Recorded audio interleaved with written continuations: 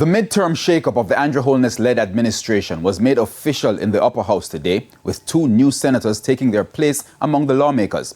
Now, as you'll hear in this report, the 2 new senators mostly observed the day's proceedings as their colleagues passed a bill critical to the betterment of Jamaicans living with disabilities.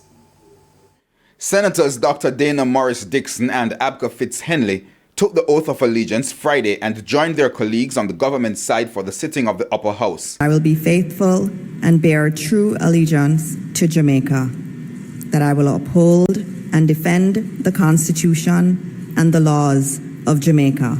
I will conscientiously and impartially discharge my responsibilities to the people of Jamaica. So help me God. Fitz-Henley and Dr. Morris Dixon, known mostly for their work in media and finance respectively, were encouraged to use those experiences in their deliberations in the upper house. We trust that enthusiasm and competence will be brought into this chamber to the benefit of this Jamaica land we love as a whole. So welcome. And I will not make a bunch of promises.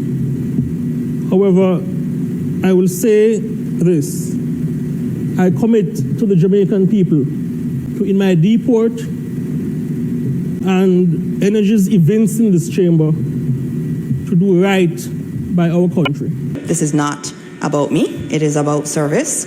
I have been given a lot of tremendous opportunities in my life, and I believe it's important that all of us in here who have had all of these opportunities that so many didn't, that we use our skills and our talents to serve our country. I pray that I will serve my country very well. The 2 new senators replaced Leslie Campbell and Natalie Campbell-Rodriguez, who've resigned. Senator Aubin Hill suggested those 2 may be set for other jobs in the Andrew Holness-led administration. My colleagues who are clearly moving on to wonderful places and positions, most likely. Turning to the day's other business, the Senate approved amendments to the Copyright Act. It is hoped the changes will, among other things, help make life easier for over 10,000 Jamaicans living with what is known as a print disability. These people are blind, deaf, or hard of hearing. Senator Dr. Floyd Morris explained that students in this group are especially disadvantaged as they cannot access a lot of learning material.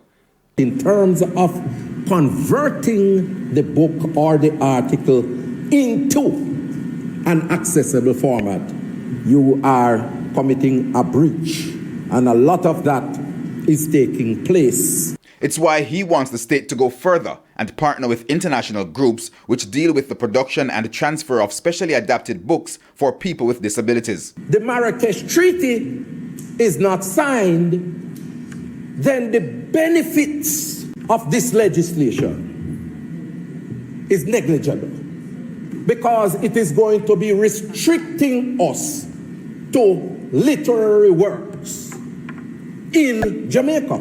Senator and trade unionist Cavan Gale agreed. He reasoned the changes will also have to involve the country's ports. To make it accessible, the question of affordability is of concern. But I want to suggest that there ought to be some level of exemption and customs duty support to provide the access to these technologies.